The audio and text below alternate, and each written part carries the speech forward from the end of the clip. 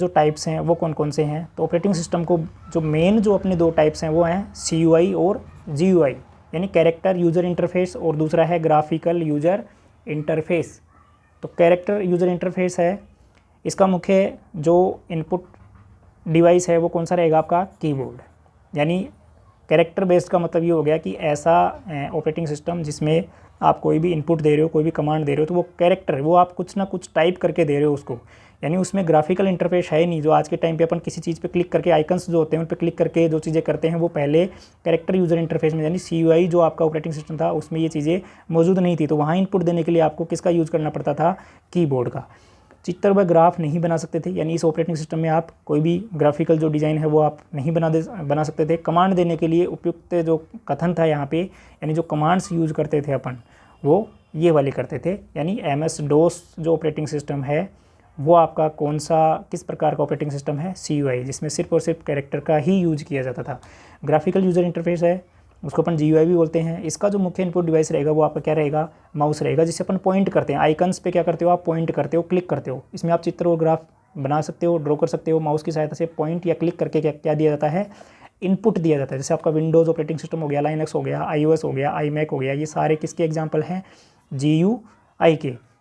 अब अगर मैं बात करूं कि कार्य के आधार पर जो ऑपरेटिंग सिस्टम है उसके कितने टाइप्स हैं, तो पहला जो टाइप्स रहेगा इसमें वो रहेगा single tasking operating system. Single tasking operating system, यानी सिंगल का मतलब हो गया केवल एक, और टास्किंग का मतलब है टास्क या फिर काम, यानी एक बार में वो सिर्फ एक ही काम को क्या कर रहा है वहाँ पे प्रोसेस कर रहा है। तो वह ऑपरेटिंग सिस्टम जो एक बार में केवल एक ही कार्य करता है, तो ऐसा जो कहलाएगा, कंप्यूटर जो कहलाएगा वो कौन से ऑपरेटिंग सिस्टम पे काम करेगा, सिंगल टास्किंग ऑपरेटिंग सिस्टम पे। जैसे आपका पाम ऑपरेटिंग सिस्टम है वो किस टाइप का है, single tasking operating system.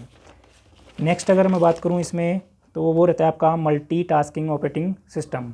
Multitasking वह ऑपरेटिंग सिस्टम जो एक बार में एक से अधिक कार्य करने में क्या होता है, सक्षम होता है। उसमें जो आपका ऑपरेटिंग सिस्टम रहेगा वो कौन सा रहेगा, मल्टीटास्किंग ऑपरेटिंग सिस्टम। जैसे विंडोज़ हो गया, लाइनक्स हो गया, एंड्रॉयड है, iOS है, iMac है, ये किस टाइप के आपके ऑपरेटिंग सिस्टम है, मल्टीटास्किंग, एक बार में एक से ज़्यादा काम को ये कर सकते हैं।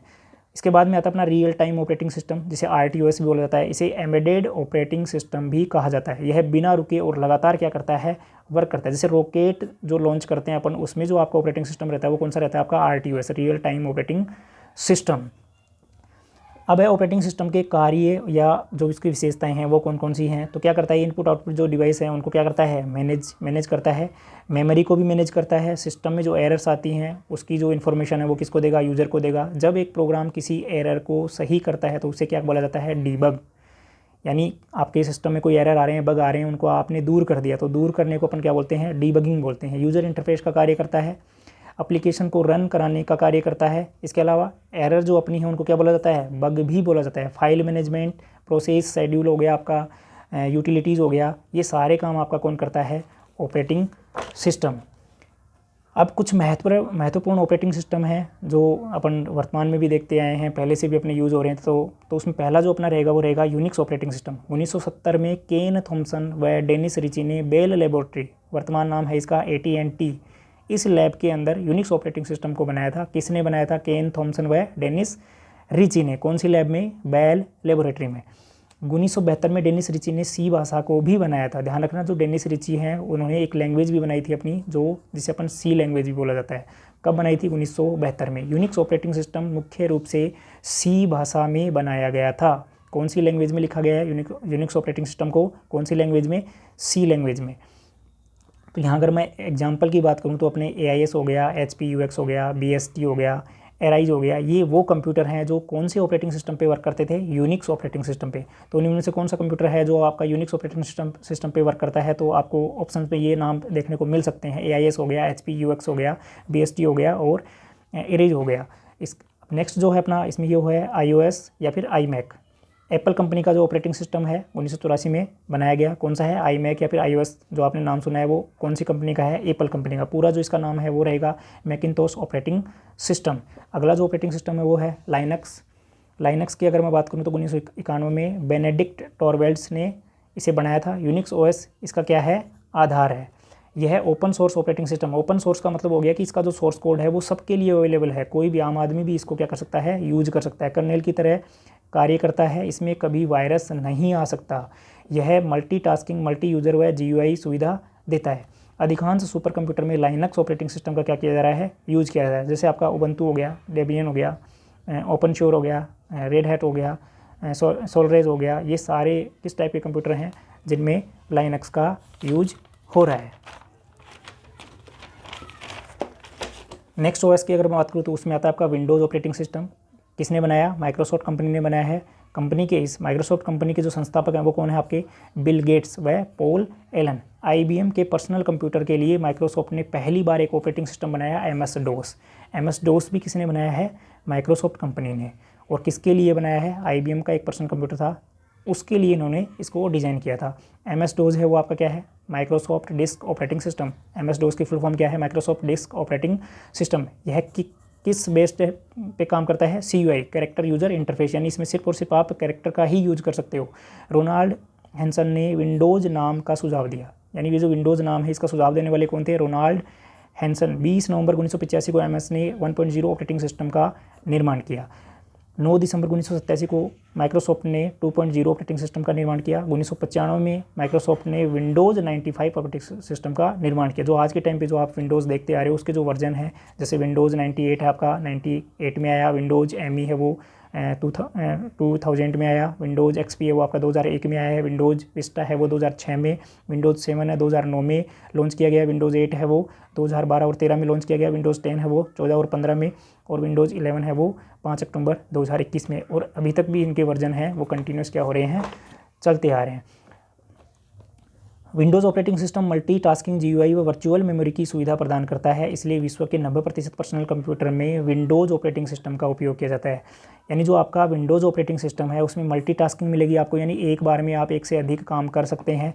GUI तो आपको मिलता ही मिलता है, यानी आप किसी भी आइकन पर क्लिक करके इनपुट दे सकते हो। इसके अलावा वर्चुअल मेमोरी भी मिलती है। वर्चुअल मेमोरी का मतलब ये हो गया कि जैसे मान लो कि अभी आजकल के जो मोबाइल आ रहे हैं या फिर PC आ रहे हैं उनमें वर्चुअल मेमोरी की भी सुविधा अपन को मिलती है। वर्चुअल रैम का नाम सुना होगा आपने, तो वो जो वर्चुअल रैम अपन को मिलती है, यानी एक्स्ट्रा रैम। जैसे आप कोई मोबाइल लेके आए उसमें 4 GB रैम पहले से है और उसमें वर्चुअल रैम आपको 6 GB एक्स्ट्रा दे रखी है, तो वो जब 4 GB आपकी फुल हो जाती है, कोई काम आप मल्टीटास्क आप कर रहे हो, अगर वो फुल हो जाती है तो उस टाइम पे वो जो वर्चुअल मेमोरी जो है आपकी, वो उस टाइम पे क्या आती है, काम आती है। तो ये सुविधा भी विंडोज़ ऑपरेटिंग सिस्टम है वो अपन को प्रोवाइड करवाता है।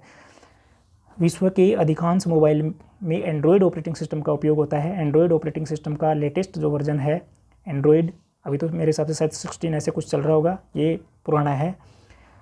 नेक्स्ट अगर मैं बात करूं विंडोज़ 8 की, तो वह कंप्यूटर सिस्टम जो टच स्क्रीन थे तथा कुछ सेकंड में ही स्टार्ट हो जाते थे, इसमें स्टार्ट बटन नहीं था। विंडोज़ 8 की ये कुछ खासियत थी, यानी इसमें टच स्क्रीन भी थे, इसमें एक स्टार्ट बटन आपका नहीं था। विंडोज़ 10 है जिसमें कोर्टेना का प्रयोग आवाज़ से इनपुट देने हेतु किया गया। पहली बार कोर्टेना का प्रयोग जो किया गया था वो किस में किया गया था, विंडोज़ 10 में।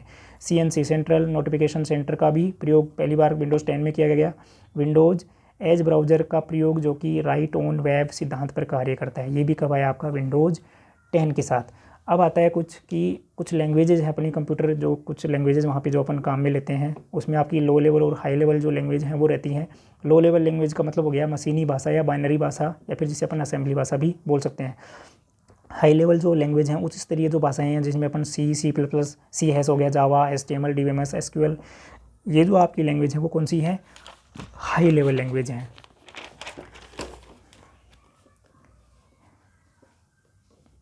नेक्स्ट जो इसमें अपना टॉपिक रहता है वो है ट्रांसलेटर, यानी एक लैंग्वेज से दूसरी लैंग्वेज में चेंज करने के लिए अपन ट्रांसलेटर का यूज़ करते हैं। तो ये आपके दो तरह के हैं, कंपाइलर और इंटरप्रेटर। कंप्यूटर सिस्टम में हाई लेवल लैंग्वेज को मशीनी भाषा में बदलने के लिए ट्रांसलेटर का क्या करते हैं, उपयोग करते हैं। हाई लेवल लैंग्वेज में लिखे प्रोग्राम को सोर्स प्रोग्राम कहते हैं। ट्रांसलेटर की सहायता से इन्हें ऑब्जेक्ट प्रोग्राम में, जो ऑब्जेक्ट जो आपका कोड है उसमें बदला जाता है। यानी हाई लेवल जो लैंग्वेज हैं वो कंपाइल होंगी और किस में चेंज हो जाएंगी, मशीन लैंग्वेज में चेंज हो जाएंगी। सोर्स प्रोग्राम है उसको कंपाइल किया जाता है और किस में बदला जाता है, ऑब्जेक्ट प्रोग्राम में। कंपाइलर क्या है, यह पूरे पेज का एक साथ क्या करता है, ट्रांसलेट करता है, यानी एक साथ। जैसे यहाँ पे अगर मैंने कंपाइलर यूज़ किया है तो हाई लेवल का जो भी कोड था उसको एक साथ वो किस में चेंज कर देगा, मशीनी भाषा में, यानी 01 की भाषा में। इंटरप्रेटर है वो क्या करता है, यह लाइन बाई लाइन क्या करता है, प्रोग्राम को मशीनी भाषा में चेंज करता है। वो आपका इंटरप्रेटर है जो लाइन बाय लाइन करेगा, कंपाइलर वो पूरे प्रोग्राम को एक साथ ही किसमें चेंज कर देता है, मशीन लैंग्वेज में। प्रोग्राम को कंपाइल कराने के बाद उसमें उपस्थित एरर के बारे में यूज़र को बताता है। लिंकर जो है आपका वो रहता है, ये ऑपरेटिंग सिस्टम के ही हिस्से होते हैं। लिंकर ऑब्जेक्ट कोड को हार्डवेयर के साथ या मशीन के साथ क्या कराने का काम करते हैं, लिंक कराने का कार्य लिंकर करता है। लोडर है वो क्या करता है, ऑब्जेक्ट कोड को मेमोरी में लोड कराने का कार्य करता है। कंप्यूटर सिस्टम में जो एग्जीक्यूशन जो फाइल है आपकी, वो भी कौन बनाता है, लोडर बनाता है। अब अगर हम बात करें स्कैन डिस्क की, तो यह कंप्यूटर सिस्टम में उपस्थित डिस्क को क्या करता है, स्कैन करने का कार्य करती है। यह फाइलों को क्या करती है, मैनेज करती है। यदि किसी डिस्क में कोई फिजिकल डैमेज है तो वहाँ उपस्थित डेटा को यह दूसरे स्थान पर क्या करता है, भेज देता है। यह डायग्नोस्टिक व रिपेयर प्रोग्राम है।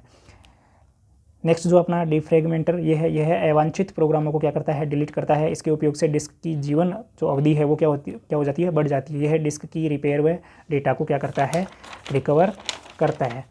नेक्स्ट जो इसमें अपना रहता है वो लास्ट जो टॉपिक है वो रहेगा आपका डिस्क क्लीनअप। यह क्या करता है, यह ट्रबल शूटिंग यूटिलिटी प्रोग्राम है। इसका मुख्य कार्य डिस्क में उपस्थित अवांछित प्रोग्रामों व अतिरिक्त फाइलों को क्या करना, पहचान करके उनको क्या करना है, डिलीट करना है। आई होप कि जो ऑपरेटिंग सिस्टम या फिर जो आपके सिस्टम सॉफ्टवेयर हो गए या फिर सॉफ्टवेयर जो हार्डवेयर हैं उससे रिलेटेड जितने भी मैंने टॉपिक हैं वो सारे इसमें क्या कर लिए हैं, कवर कर लिए हैं। तो आपको अच्छे से समझ में आए होंगे। जय हिंद, जय भारत। फिर से मिलते हैं एक नई क्लास में, तब तक के लिए जय हिंद, जय भारत।